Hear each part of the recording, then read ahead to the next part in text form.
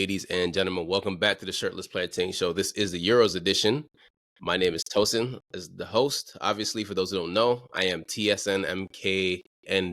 Yeah, I can't even spell my own shit. That's what happens when you take out vowels. Again, alongside me is Coach. Talk to him. Coach, you guys already know. For those who don't know, yes. My is oh my gosh, Lobrucci.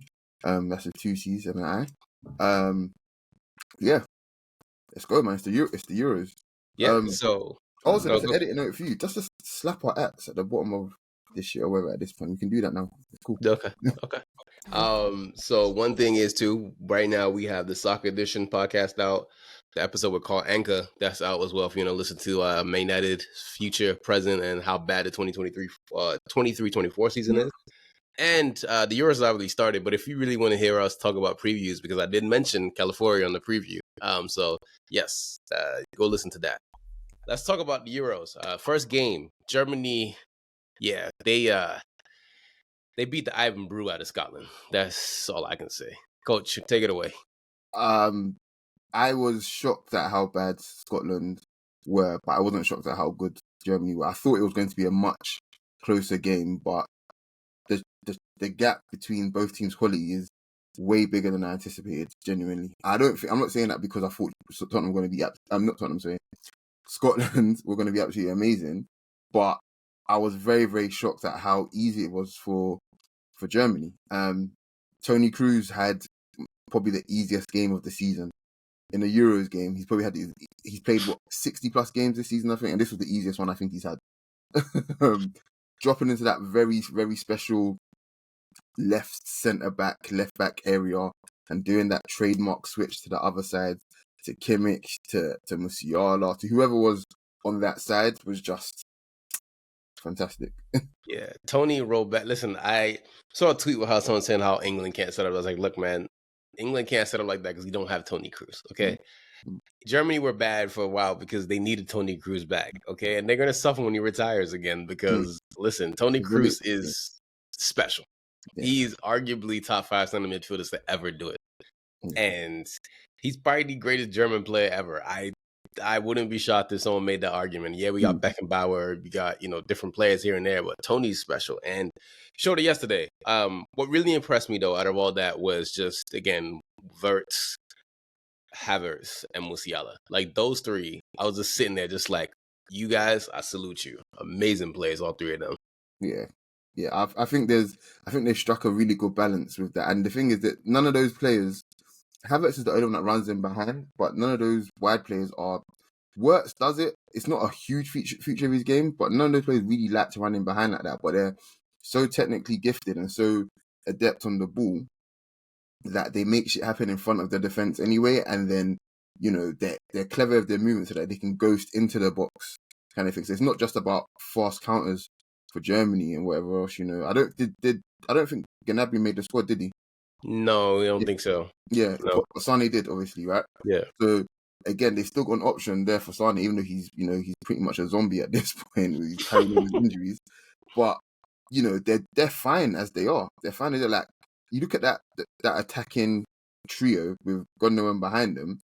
Havertz is arguably the weakest one technically out of all of them. It's not because he's weak technically, so that the technical level is sky high. Both of those guys, Wirtz and Musiala, can play with both feet very comfortably.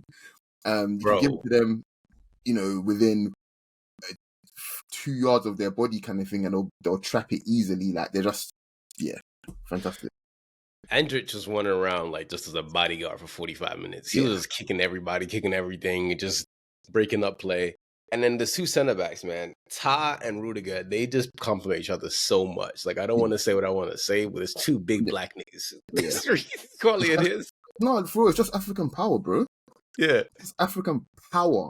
Like, Germany have such a very fine balance, and arguably where they might suffer is maybe midfield isn't as athletic as they'd want it to be, but the technical level is ridiculously high.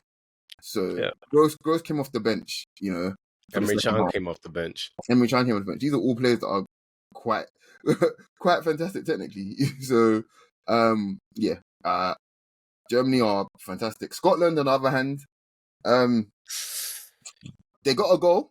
It's an own goal, but they gotta go. They got a goal. Yeah. Full Cook. By the way, Full Cook's finish. Listen, Yeah.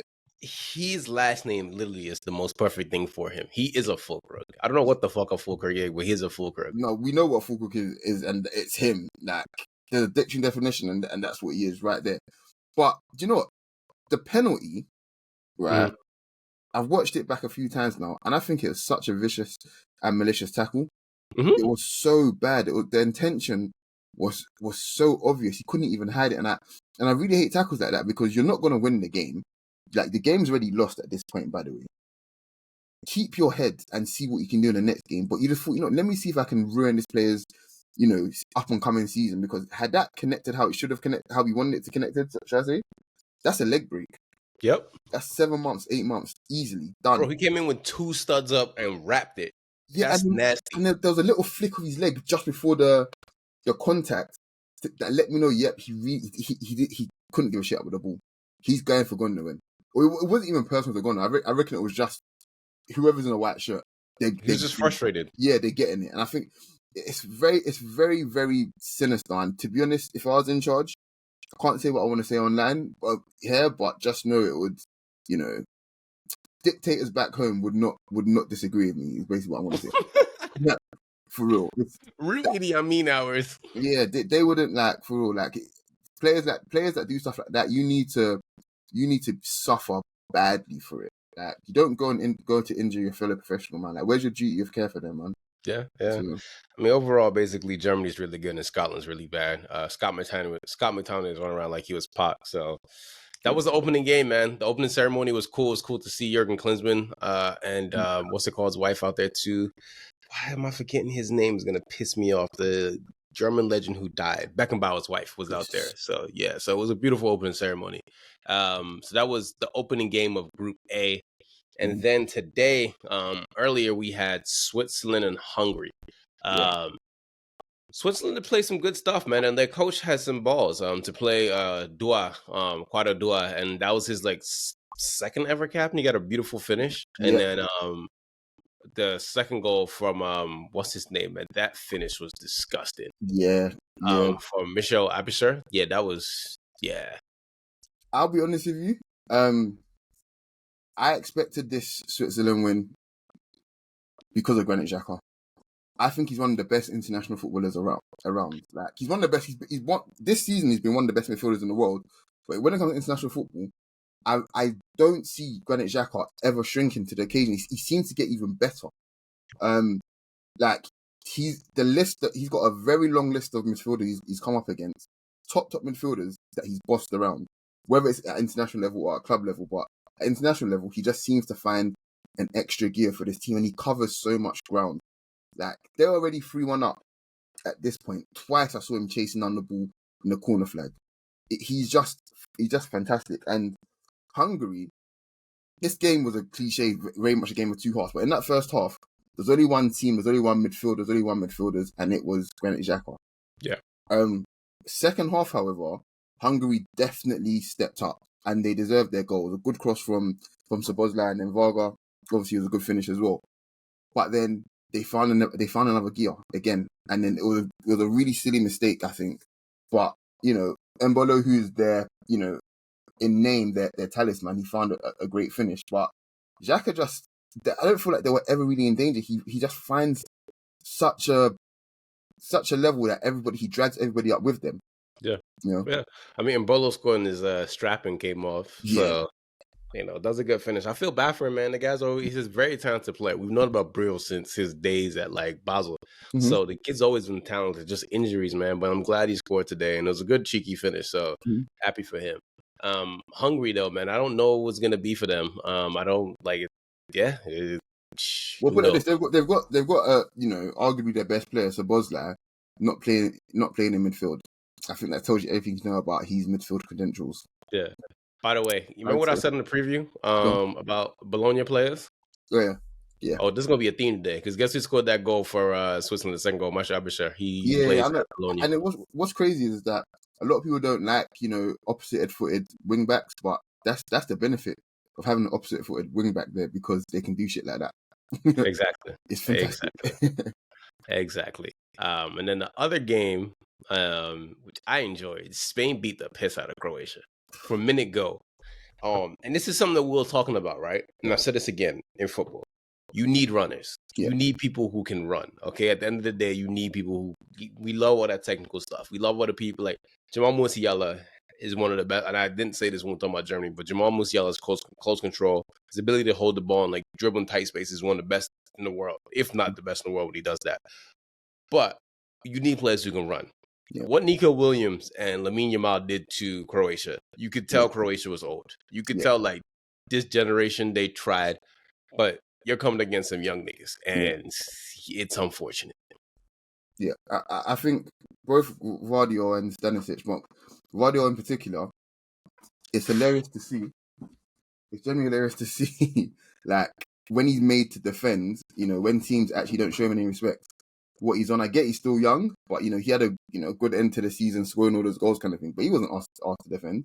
You come up against, I don't know what to call him, but his shirt number is quite literally higher than his actual age. Lamine Yamal is a mutant. That's what he is. He's a mutant. Yeah, let's call him that. He's just a mutant at this point. It's very, very strange to see this level, and this, we've watched Messi, we've watched, Rooney. countless of these great players, you know what I mean? We've watched Rooney, Cess, we've watched Mbappe. Giggsy. Yep. And we've watched Bex. At 16 years old, right? International tour. Because when Rooney went to Thingy, he was 18, and he already played 2 seasons of what you call it, of Thingy football, of like, top level men's football. Lamine Yamal is doing homework, guys. In between training sessions and the matches and shit, he's doing homework, guys. That this isn't normal. We shouldn't treat it as something that's normal. We should actually. There's a couple of things, there's layers to it, but we should absolutely celebrate it. Absolutely, it should be something that we talk about and revel in and be happy about. But also, it's pretty fucking weird that it's a 16-year-old that is literally got the world at his feet and he's playing. Luka Modric had how many caps when Thingy was born? Like 12, 13. Yeah, these are the things that is happening in football. I'm gonna tell you, I'm gonna add something crazy to that. Go on. I'm pretty sure Lamine Yamal's dad's not older than Luka Modric. I wouldn't be surprised. And I'm also gonna tell you something crazy, gonna fuck your mind up. You know how old Lamine Yamal was when Spain won the 08 Euros? He was like 9 months. 11 months. Oh, there we go. He wasn't even walking when Spain won the Euros, and he's doing this against grown men. Yeah, so for people saying like, "Oh, he doesn't look that good," he's 16. Yeah. Like, Generally think about it. 16 years old, it doesn't make sense. Quite literally, I think. Okay, so my nephew, he's the same age as my nephew, and I look at my nephew like a child. Like, I look at him like like he's not able to do anything for himself. That's what is weird to me. And he's playing with Morata, he's playing with Rodri, he's playing with Carvajal and Nacho, all these grown ass men, and he's arguing. I wouldn't say he's their talisman or anything like that, but he's starting these games, which shows that they actually rely on him to make something happen. And he did make something happen. He created a goal. Bro, Nico Williams treats him like a little brother, and Nico Williams is a baby himself. Yeah. It blows my mind every time because we watch a lot of football, and in my mind, it's not registered that this is a 16-year-old. Yeah. Like, bro, you're doing this at 16. Like, it makes no sense. But yeah, man, Spain got that balance right. They're looking good. Morata, that was a really good finish. Fair play to him. It was a really good finish. So fair play to him. But Ruiz's goal, he was sending everybody every which way. He was sending them for bratwurst. Then he was sending them for frankfurters. Then he was sending them for what else is a German cuisine? Schnitzel. He was sending them for everything. It was a great finish, man. And I think there was a really nice quote from the coach afterwards about him saying that if things were a little bit different, if he was X or Y, basically, people would be talking about him in a certain manner. And it's true. Fabian Ruiz is a lovely, lovely footballer. He just isn't as fashionable as you like, as a Pedri, as a Rodri. Do you know what I'm saying? But Ruiz is still a fantastic footballer. Yeah, great goal, man. Great goal. Quickly before we move on, the penalty call was weird. I don't Yeah, really want to get into it, but that was a really weird penalty call. I don't know what yeah. that was, but that was weird. English ref, English ref, English There ref, you go. English ref. That's it. And then there's no offense to Croatia, and they've tried. Like Luka Modric legit has been playing forever, and like this is the last legs for them. Perisic come off the bench, you can tell like this is a swan song for them. So Mhm. they've done very well for a very small nation, and hopefully they can find some quality to come back up. I mean, it's Mhm. you guys produced arguably one of the best midfielders ever in Luka Modric. That's a big feat for Croatia. So fair play to you guys. 175, 176 cats for Luka Modric. Yep. It's a lot, man. It's a lot. Yeah. Then the final game of today, which was my personal favorite because it really let me flex to be the weirdo that I am when it comes to football. Italy beat Albania 2-1. First of all, there's a bunch of Serie A players on the pitch, and coach, as you know, I love Serie A. That's arguably one of my favorite leagues in the world, and I'm just sitting there just like, oh, I know you, and that's literally how it was for me. You know the Leo DiCaprio meme when he's pointing. That's literally Yeah, how I was. yeah. Yeah, but it was cool, man. That first goal was ripped the net. DeMarco messed up a little bit, but yeah. You gonna take it away and talk about what Yeah, you felt? yeah. I think Italy just I almost feel as if they were in so much control of that game that they, them being 1-0 down, it was almost like 0-0 basically. Like they were just, oh, okay. It happened so early that they just played as normal because by literally the 17th minute, they're ahead. Yeah. Like, you know what I mean? So it was almost like, yeah, they were a bit shell shocked. Well, for the first quite literally 30 seconds, they were maybe a bit shell shocked. That was the fastest goal, by the way, in like Euro history, I believe. Yep, 23 seconds. Yeah. So they were shell shocked, and it's like, oh, okay, well, it's still 0-0. Because I mean, anybody that's played football to a decent level, decent-ish level, should I say, is a thing that happens in football when even if you're winning, whether you're winning or losing, kind of, if you score a goal, you can see the goal. The guys with the voice will be screaming, 0-0 boys, 0-0 boys. I've been in plenty of teams where we're up 5-6-0. And my centre back screaming, 0-0 boys, 0-0 boys. You know what I mean? You know what I mean? I can imagine that's what they're screaming in Italian, like, Question for you. Is it nil? Question for you. Was your centre back Rudiger? Yeah, boy. No, I played with plenty of guys that are maybe aren't as unhinged as Rudiger, but they're pushing him close, man. But yeah, like they were just prepared to essentially just continue playing their game, and it's very much the hallmark of a Spalletti team. Spalletti teams are going to give you a chance, but they're also going to make sure that they camp in your half.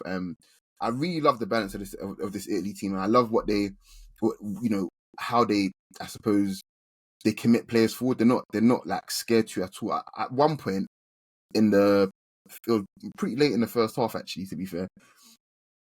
Like it was normal game state. They had the ball kind of thing, not set piece or anything. They were getting ready to launch the ball into the box from a wide position. I counted 7 Italian players in the box. They're not fucking around, like, for real. Like the identity is very much, a modern take on what makes Italian teams good. They're all technically gone. What really impressed me, and I tweeted it, I was like, wait, they're playing third at the back. And that's why I messaged you in the group chat. I was like, wait, hold on. Yeah. I was like, what is he doing tactically? Like, I was so mesmerized by his tactics. And like, I've watched a lot of Spalletti's Napoli's team. I watched a lot of his Inter teams. Like, this is a very, very brilliant coach. And I was sitting there watching. I was like, yo, what are you doing? Like, California, and I mentioned in the preview, he's a baller. The fact that he can come out to left back, center back, he can push up wide, and DeMarco does his thing. If you've seen him at Inter, like when he plays that wing back role, he just plays left, bro. DeMarco just plays left. There's very few people in the world better than DeMarco playing left. Yeah, and he's really good at that. Barella's shot was disgusting. Oh my goodness, that was nasty. They're all so clean technically. Like, my one worry again is them running back, that midfield running back towards their own goal. I think it was Asani, I want to say. I'm not 100% sure if it was him, but he just beat one of the Italian players, and he was through onto their defenders, onto their 2 centre backs, 2-3 centre backs, I think. Like, and they were like, Jorginho was in full sprint, head down, but he wasn't the only one sprinting back. There was Barella, there was Fratesi, like they were all sprinting, and they could not catch him. And that's my one worry, that better teams will expose that, but Spalletti's a smart enough coach to maybe mitigate for that, so that he don't commit as much. But he clearly believes in this team when they have the ball. Like, he really wants them to play. Chiesa, I really love Chiesa because he's his athleticism isn't something that you can say, oh, that's why he's good. His athleticism is a huge tool for him. But look at him technically with both feet. He's able to strike the ball so cleanly, whether it's a cross, whether it's a shot. Gone. I'll tell you something that happened to him in the first half. He dribbled past the defender. The defender couldn't do anything. He tried to grab his leg, and he still got past him. Honestly, he's so fun to watch. And again, you know, I'm feeling old here because I used to watch his dad. We all used to watch his dad. Yes. And he's bossing it for Italy, man. He's a fantastic footballer for sure, man. Yeah, I'm gonna do a shameless plug here. Please watch more Serie A next year. That is a brilliant, fantastic technical league. Like you will see some formations, some shit that like you just like minus the racism, of course, but yeah. All racism aside, it's a crazy bar. All racism aside, you know. Nah, that league is insane, and you know, there's so many players on that pitch today. I was just so proud to see them on an international level, like Michael Fuller. You know, I've talked to you guys about that. You know, to annoy you guys. Wherever there is air and water, you will find a Nigerian. Yes. So for everybody like asking why Nigerians are this, why Nigerians are that, we're everywhere. Okay. The Irish national team is basically Nigeria. Like, okay. There's like all the Nigerian boys that just didn't get called up. Like everywhere is like a bunch of Nigerians. And that's a good segue because the Nigerian is playing for England tomorrow. I'm going to talk about tomorrow's games. And coach, let's do some quick previews before we get out of here. Yeah. What do you got for the first game? The first game tomorrow is going to be Poland versus Netherlands. Quick fire. Oh, crap. 3-1 Netherlands. Respect it. I got like maybe 3-0 Netherlands. Okay. I don't think Poland can score.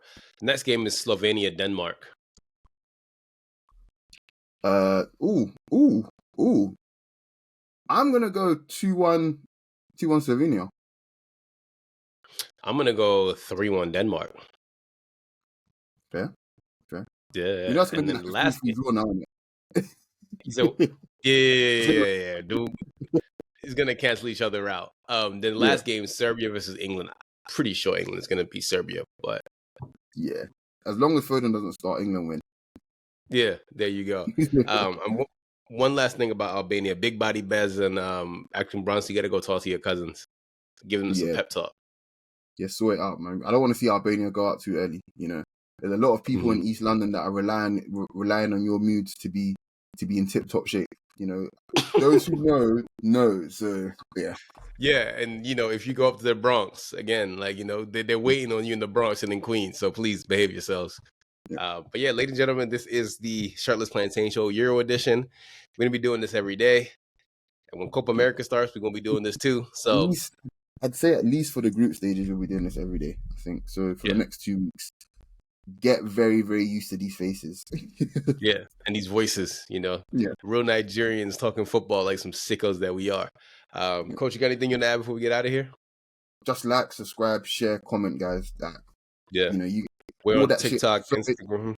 All of that. All that shit is so helpful to us. You guys couldn't even imagine. Even just the reshare is incredibly helpful. So a comment, all of that stuff is immeasurably helpful. So yeah, guys, thank you and please do. Yeah. So everyone, again, I'm Tosin. This is Coach. We're out. Everyone take it easy. Peace. Peace. Take your shirt off. Take your shirt off.